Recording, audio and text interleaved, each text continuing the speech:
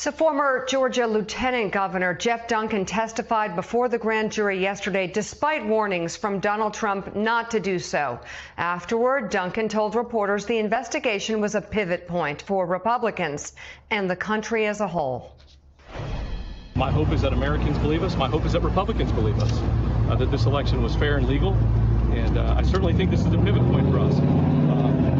As a Republican that cares about the future of this country, this is our moment to hit the reset button, to launch into a GOP 2.0, one that focuses on policies that matter, not lies, not tweets, but policies that matter, that meet America at the kitchen table. And that's really what this is all about. Gene, that's a Republican, a rising star, former rising star in the Republican Party. Before Trumpism, he probably would have been the next governor before Trumpism infected the party. I will say, though, I was very interested by Greg Bluestein's response to my question about why this happened in Fulton County, one of the most Democratic counties. And of course, he did talk about the reason why. That's because that's where most of the activity, illegal activity, took place. But then he said something else. He said there are a lot of Republicans in the state of Georgia that are just as disturbed by this behavior. Usually I'd be skeptical, but then I remember the massive victory in the primary that the Secretary of State, Brad Raffensperger, had. The massive primary victory in the state that the Georgia governor had after Trump basically called both of them enemies number 1 and 2. They won in massive landslides, which suggests Georgia Republicans are not Alabama Republicans, are not Oklahoma Republicans. These are enough Republicans who actually see what Donald Trump did and believe that it is illegal.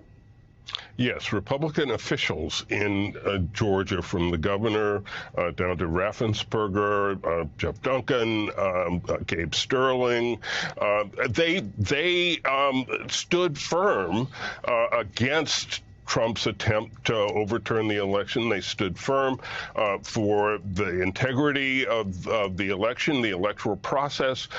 They refused to disenfranchise Georgia voters, and certainly should be commended for that. And I don't know how deep that goes in the Georgia Republican Party, but it's certainly there at the top. And my question for John Heilman is this. I was watching the wait and then the release of the indictment last night, and there was all the security on the streets of Atlanta, and nobody showed up.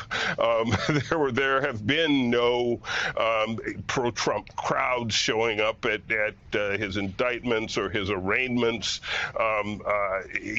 to sort of intimidate the justice system or whatever they would try to do. We just haven't been seeing that, and I wonder, does that represent a kind of fatigue, or am I reading too much into that?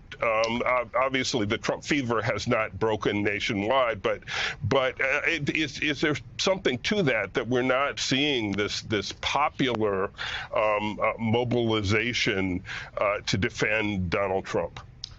Well, I mean, Gene, I think there's a couple things to say to that. One is, as you say, it's not a nationwide thing. You think about where Trump's strength in polling is in this Republican nomination fight, which by any rational metrics, is obviously counter to any Republican interest in winning the general election. But there it is. He's stronger. He's as strong as anybody who's ever sought the Republican nomination has been at this point in a cycle. I was then at the rally he did in Waco earlier this year, and there's still a lot of fever for Donald Trump out there. There's also this thing that, if you were a potential backer of the president, the kind of person who might be inclined towards violence or towards unruly protest, you have the example of what we've seen of the prosecution of the January 6th rioters at the Capitol. And I think there's obviously people who know more about this than I do, but in those right-wing chat forums, a lot of, stay away from these events when he gets indicted because, the cops are looking to take us down, blah, blah, blah. I go back to something, Joe, that you said a second ago about into the larger question of what's happening in Georgia, which is You don't. It's obviously true what you said about Brian Kemp and about Brad Raffensperger in 2022, but then step back a little further to 2020. The data in 2020 was incredibly compelling in Georgia, where the president at the time, Donald Trump, underperformed Republicans across the state. You had Republican congressmen, state legislators. Karl Rove has incredible depth on this question, and when he tries to make the argument for why Trump is unelectable, a thing that I know that you believe in 2024, it's because of the fact that there are all those Cobb County Republicans in Georgia who are embarrassed by Donald Trump and who didn't want him in 2020, and it's hard to believe that those suburban Republicans who turned away from Trump, stuck with the Republican Party, stuck with Kemp, stuck with Raffensperger later, those suburban Republicans now witnessing this spectacle are going to be more inclined to vote for Donald Trump in 2024 than they were in 2020. In fact, probably almost certainly they'll be less inclined, and that is another reason why Donald Trump never say never, but man, it's going to be really hard for Donald Trump to win Georgia, and without Georgia, very hard to become a Republican who wins 270 electoral votes.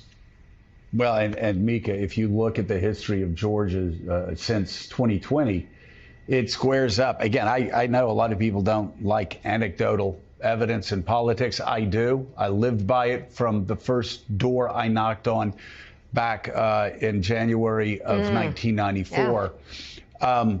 I've heard from a good number of people I know in the suburbs of Atlanta that they just will not vote for Donald Trump. They will not vote for Joe Biden, and they will not vote for a Democrat, but they will never vote for Donald Trump. And you look back at the history, not only of Brian Kemp and Brad Raffensperger doing so well in the primary, but look what Georgia voters did in 2020.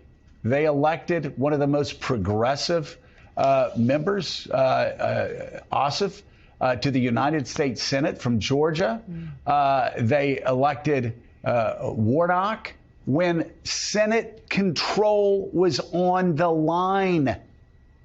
They stayed home because they had contempt for Donald Trump, who really got in the way of that race in particular.